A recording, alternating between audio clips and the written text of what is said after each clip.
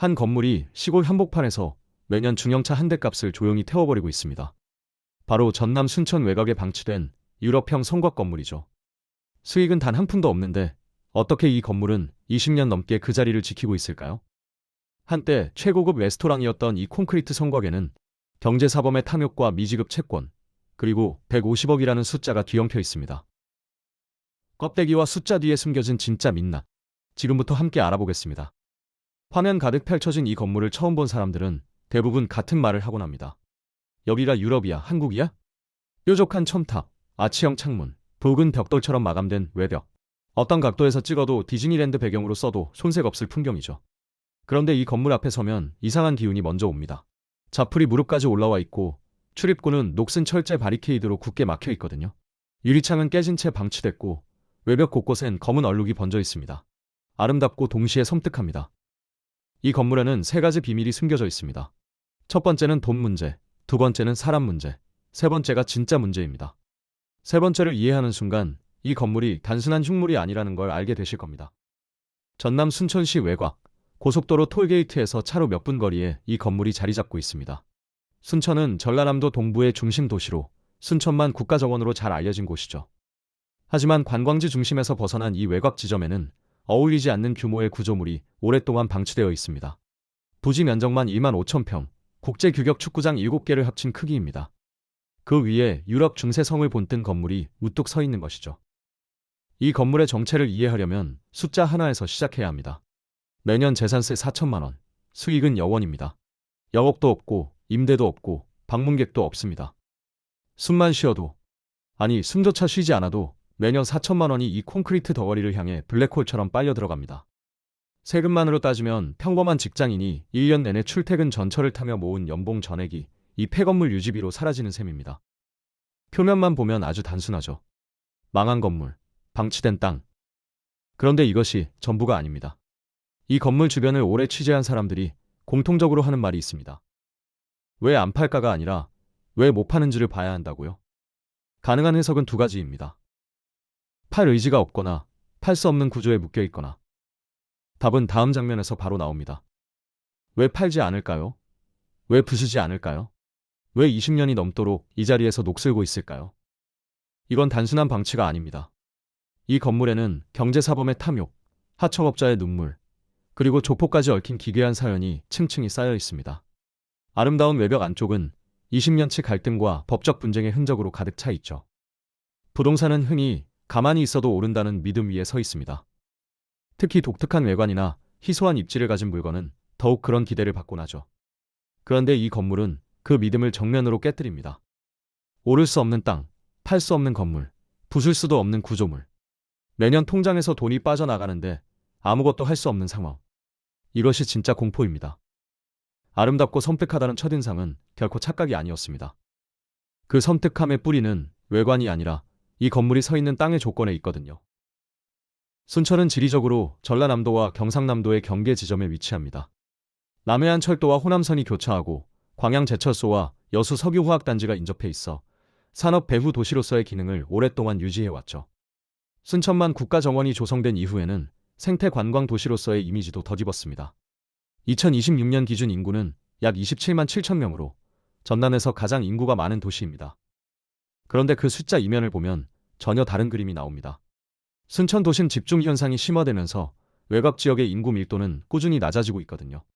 문제의 성곽 건물이 위치한 지점은 순천 도심에서 차로 20분 이상 떨어진 텅 빈 외곽입니다. 고속도로 톨게이트 근처라는 표현은 두 가지로 읽힙니다. 접근성이 좋다는 해석, 그리고 소비 밀집 상권과 단절돼 있다는 해석이죠. 지나치는 차는 있어도 멈추는 사람이 없는 땅인 겁니다. 지형 조건은 더 까다롭습니다. 건물이 들어선 부지는 평탄하지 않거든요. 경사가 있는 구름 지형 위에 구조물이 얹혀 있어 부지를 새로운 용도로 전환하려면 대규모 토목공사가 선행돼야만 합니다. 평탄화 작업, 옹벽 공사, 배수 시스템 재설계까지 포함하면 공사비가 건물 신축 비용을 넘어설 수도 있습니다. 땅을 사도 곧바로 쓸 수 없는 그야말로 배보다 배꼽이 더 큰 구조입니다. 용도 측면에서도 제약이 참 많습니다. 농인지역이나 관리지역으로 지정된 외곽 토지는 상업시설이나 숙박시설 등으로 용도를 변경하려면 행정허가 절차가 무척 복잡합니다. 인허가에 수년이 걸리는 경우도 드물지 않고 허가가 나지 않으면 그 땅은 사실상 개발 불가 상태로 묶여버리죠. 1만 5천 평이라는 넓은 면적이 오히려 독이 됩니다. 규모가 클수록 허가 장벽도 높고 개발 비용도 기하급수적으로 늘어나기 때문입니다. 주변 인프라 수준도 주목해 볼 필요가 있습니다. 대중교통은 거의 없다시피 하거든요. 자차 없이는 접근이 어렵고 반경 수 킬로미터 내 편의시설도 빈약합니다. 서울 수도권 기준으로 생각하면 이해가 쉽습니다. 지하철역 도보 10분 거리 상권과 차로 30분 이상 걸리는 외곽 국도변 부지는 부동산 가치 산정 방식 자체가 완전히 다릅니다. 이 부지는 후자에 해당하며 경사지라는 악조건이 더해진 최하단 등급에 속합니다. 이런 조건의 땅 위에 누군가 수십억을 들여 유럽형 성곽을 지어 올렸습니다. 처음부터 입지 분석이 잘못됐거나 아니면 처음부터 수익이 목적이 아니었거나 가능한 해석은 이 두 가지뿐입니다. 그리고 그 답은 이 건물을 지은 사람의 선택으로 거슬러 올라가야만 찾을 수 있습니다. 이 건물의 시작은 꽤나 화려했습니다. 1909대 후반 지방 경기가 아직 숨을 쉬던 시절 한 사업가가 이 부지에 최고급 레스토랑을 열었습니다. 이름은 라콘티넨탈. 유럽풍 인테리어와 고급 식재료를 앞세운 레스토랑으로 지역에서는 제법 이름이 알려진 곳이었죠. 건물 외관도 그 콘셉트에 맞게 유럽 중세 성곽을 모티프로 설계됐습니다. 당시 지방 도시에서 이런 규모의 식음료 시설을 짓는다는 것 자체가 하나의 거대한 선언이었습니다. 이 사업가는 단순한 식당이 아니라 랜드마크를 원했습니다.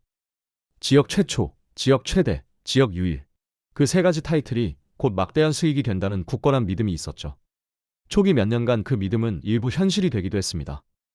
특별한 날 외식 장소로, 기업 접대 장소로 이 성곽 레스토랑은 지역 유지들 사이에서 자주 회자됐으니까요. 그런데 잠깐, 여기서 한 가지 합리적인 의심이 생깁니다. 이 사업가는 정말 수익만을 위해 이 건물을 지었을까요? 당시 이런 규모의 건물을 외곽 경사지에 짓는다는 결정은 냉정하게 보면 처음부터 수익 계산이 맞지 않습니다. 그렇다면 다른 목적이 있었을 가능성도 배제할 수 없습니다. 이 의문은 잠시 접어두겠습니다. 쓰라린 결과가 먼저 말해줄 테니까요. 진짜 문제는 그 다음이었습니다. 2000년대 초반 경기 침체가 본격화되면서 고급 외식 시장이 급격히 쪼그라들기 시작했습니다. 지방 도시의 소비 여력은 수도권보다 먼저 그리고 훨씬 더 깊이 가라앉았습니다. 라콘티넨탈의 매출은 고꾸라졌고 눈덩이 같은 건물 유지비와 인건비를 감당하지 못한 사업가는 결국 자금 사정이 완전히 무너졌습니다. 그리고 그 과정에서 더 치명적인 문제가 터지고 맙니다. 바로 경제사범 혐의였죠. 원주인은 결국 법적 처벌을 받고 사업에서 손을 떼게 됐습니다. 사업자가 사라진 자리에 남은 건 악성 미지급 채권이었습니다. 건물 시공 과정에서 공사 대금을 받지 못한 시공업자들이 있었거든요. 그 금액이 약 30억 원. 지금 시세로 환산하면 서울 강남의 중형 아파트 한 채 값에 해당하는 막대한 돈이거든요. 피 같은 돈을 받지 못한 시공업자들은 건물을 담보로 점거해 나섰고 일부는 조직적인 방식으로 건물에 진입했습니다. 관리인의 증언에 따르면 이 과정에서 조폭과 연결된 세력이 건물을 무단 점거하는 아찔한 상황까지 벌어졌다고 합니다. 비슷한 시기 지방 도시에 들어선 테마형 대형 외식, 레저 시설들이 같은 경로를 밟은 사례가 적지 않습니다. 수도권과 달리 지방은 소비 인구의 절대수가 작아 고정비가 높은 대형 시설이 손익분기점을 넘기려면 광역 수요를 무조건 끌어와야만 합니다. 하지만 접근성이 떨어지는 외곽 입지에서는 그 광역 수요조차 기대하기 어렵죠. 처음부터 구조적으로 수익 모델이 성립하기 어려운 위치에 규모만 무리하게 키운 것. 그것이 바로 이 건물 비극의 뿌리였습니다. 탐욕이 쏘아올린 성곽은 법적 분쟁과 채권 문제가 뒤엉키며 결국 아무도 손대지 못하는 버려진 땅이 되고 말았습니다. 폐건물에 관리인이 있다는 사실 자체가 이미 기이하게 느껴집니다. 영업도 없고 방문객도 없는 이 건물을 수십 년째 지키고 있는 고령의 관리인. 그는 이 건물과 함께 시간을 보낸 유일한 산증인입니다. 그리고 그는 이 건물에 대해 확고한 믿음을 품고 있죠. 1만 5천 평에 평당 100만 원, 총 150억짜리 땅이라는 것입니다. 150억. 숫자만 보면 그야말로 압도적입니다. 강남 꼬마 빌딩 두세 채를 살 수 있는 금액이고 서울 중형 아파트 10채를 한꺼번에 살 수 있는 돈이니까요. 관리인은 서울 사람들이 사려고 난리라고 목소리를 높입니다. 넓은 부지, 독특한 건물, 희소한 외관. 이것들이 그 믿음의 든든한 근거입니다. 그런데 여기서 잠깐 냉정하게 생각해 볼 필요가 있습니다. 실제로 비슷한 사례가 전혀 없는 건 아닙니다. 2010년대 중반 귀농, 귀촌 열풍이 불면서 지방 외곽 넓은 부지에 대한 관심이 반짝 높아진 적이 있었죠. 펜션, 웨딩홀, 독립 리조트 콘셉트가 유행하면서 유럽풍 건물 더하기 넓은 부지라는 조합이 실제 거래로 이어진 사례도 존재했습니다. 수도권 접근성이 좋은 지방 외곽에서는 이런 독특한 건물이 프리미엄 가격을 받기도 했으니까요. 관리인의 굳건한 믿음이 완전히 터무니없는 이야기는 아닌 셈이죠. 고개가 끄덕여지는 부분이 분명 있습니다. 그렇다면 이 건물도 정말 그럴 수 있을까요? 가능한 해석은 앞서 말했듯 두 가지입니다. 지금껏 알아보는 사람이 없었던 숨겨진 진주 같은 저평가 자산이거나 아니면 처음부터 팔 수 없는 구조에 묶인 마이너스 자산이거나. 답을 내리기 전에 냉정한 팩트를 하나씩 들이밀어 보겠습니다. 이 주장이 성립하려면 까다로운 전제 조건이 충족돼야 합니다. 매수자가 있어야 하고 그 매수자가 이 높은 가격을 기꺼이 수용해야 하며 마지막으로 실제 거래가 이루어져야 하죠. 안타깝게도 그 세 가지 중 현재까지 확인된 것은 단 하나도 없습니다. 관리인의 150억 믿음은 아마 그 화려했던 시절의 공기를 흡수하며 서서히 굳어진 것으로 보입니다. 수십 년을 이 건물과 함께 보낸 사람에게 이 공간은 결코 단순한 콘크리트 덩어리가 아닐 테니까요. 하지만 차가운 시장은 감정을 사지 않습니다. 150억이라는 숫자는 이 건물이 가진 유일하게 빛나는 포인트입니다. 그러나 외관의 화려함, 부지의 넓이, 희소한 외형을 최대한 긍정적으로 해석했을 때 도달하는 상상 속의 숫자일 뿐, 냉정한 팩트 앞에서는 전혀 다른 비극적인 결론이 나옵니다. 평당 100만 원, 1만 5천 평, 총 150억. 이 매력적인 계산식 앞에서 고개를 끄덕이셨다면 지금부터가 정말 중요합니다. 이 숫자가 성립하려면 네 가지 전제 조건이 모두 완벽히 충족돼야 하거든요. 하나씩 팩트를 짚어보겠습니다. 첫 번째, 입지입니다. 고속도로 톨게이트 인근이라는 설명은 무척 접근성이 좋다는 착각을 줍니다. 그런데 실제로는 정반대입니다. 지나치는 차는 있어도 멈춰 내리는 사람이 없는 구조입니다. 상업시설이든 숙박시설이든 관광시설이든 사람이 스스로 뚜렷한 목적을 갖고 찾아와야만 지갑이 열리고 수익이 납니다. 이 부지는 그 동선을 만들기 매우 어렵습니다. 목적지가 아니라 단순한 스쳐가는 통과 지점에 방치된 땅이기 때문입니다. 두 번째, 인구입니다. 2026년 기준 전남 전체 인구는 약 178만 명 수준으로 1990년대보다 수십만 명이 훌쩍 증발했습니다. 순천 외곽의 상주 인구 역시 지속적으로 하락 곡선을 그리고 있죠. 인구가 빠지면 소비시장이 쪼그라들고 소비시장이 줄면 상업용 부동산의 수요도 당연히 함께 말라버립니다. 이 건물이 지어졌던 화려한 시절과 지금은 생존 환경 자체가 근본적으로 다릅니다. 세 번째, 지형입니다. 가파른 경사지 위에 놓인 1만 5천 평을 새로운 용도로 개발하려면 대규모 평탄화 공사가 필수적입니다. 옹벽, 배수, 도로 접근로까지 포함한 토목 비용이 수억에서 많게는 수십억 원까지 치솟을 수 있습니다. 매입가와는 별개로 개발에 진입하기 위한 선투자 비용만으로 이미 감당하기 어려운 천문학적인 금액이 발생해버리죠. 구매자 입장에서는 매입가에 이 막대한 토목 비용을 모두 더해야 진짜 투자금이 계산됩니다. 네 번째이자 가장 결정적인 것, 바로 건물 그 자체입니다. 기억하십니까?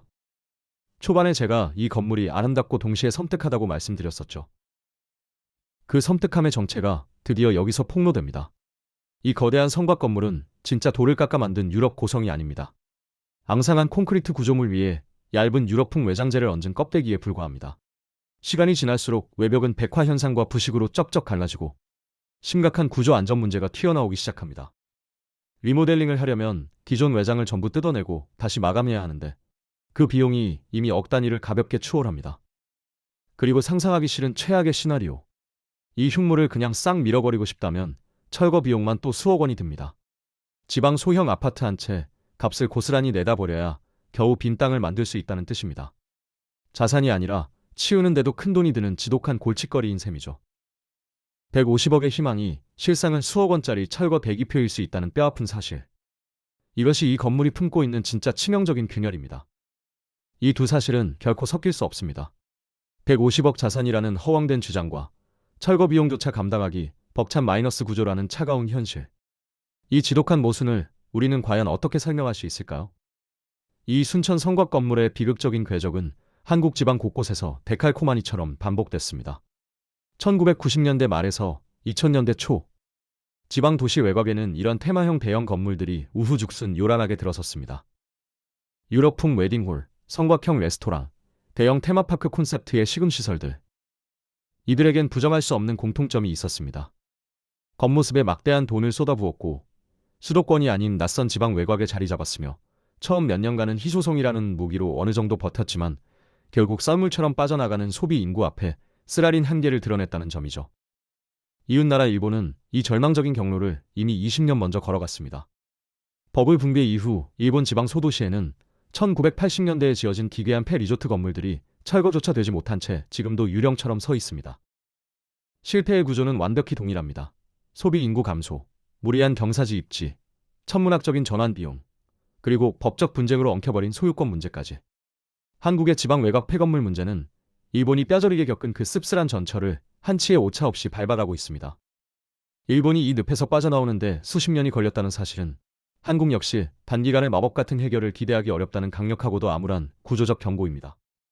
껍데기의 화려함이 자산 가치를 만들어준다는 맹목적인 믿음은 정작 지갑을 열 소비자보다 돈을 댈 투자자를 꼬드기는데 더 강력하게 작동하곤 합니다. 유별난 외관은 반짝 미디어 노출을 만들고 그 노출은 호기심 어린 일시적 방문객을 부르며 이 일시적 발걸음은 튼튼하고 지속 가능한 수요로 심각하게 오해받곤 하죠. 바로 이 지독한 착시 현상이 150억이라는 신기루 같은 숫자를 주조해낸 진짜 배경입니다. 명심해야 합니다. 진짜 묵직한 자산 가치는 화려한 거포장이 아니라 끊임없이 도는 안정적인 현금 흐름에서 나옵니다. 이 성곽 건물의 현금 흐름은 철저히 그리고 완벽하게 영원입니다. 반면 유지 비용은 허공으로 매년 4천만 원씩 증발하고 있죠. 이 극명한 두 숫자가 우리에게 들이미는 진실은 단 하나뿐입니다. 비단 이 순천 성곽 건물 하나만의 외로운 투쟁이 아닙니다. 이와 똑 닮은 방치 건물이 전국 지방 도시 외곽 곳곳에 지뢰처럼 산재해 있거든요. 관광지 인근에 화려하게 지어졌다가 거품처럼 수요가 사라진 채 버려진 대형 구조물들. 진흙탕 법적 분쟁으로 소유권이 묶인 채 아까운 세금만 축내는 건물들. 수억 원의 철거 비용을 감당할 엄두가 안 나 그냥 내버려두는 거대한 흉물들. 무서운 속도로 덮쳐오는 지방 소멸이 가속화될수록 이 문제는 더욱 날카롭고 흉측하게 우리의 시야를 찌를 것입니다. 정부와 지자체도 사태의 심각성을 깨닫고 뒤늦게나마 움직이기 시작했습니다. 빈집 정비 사업, 폐건물 철거 지원 예산 편성, 소규모 재생 사업 등이 법제화의 문턱을 넘으면서 일부 지자체에서는 소매를 걷어붙이고 방치 건물 정비에 나서고 있죠.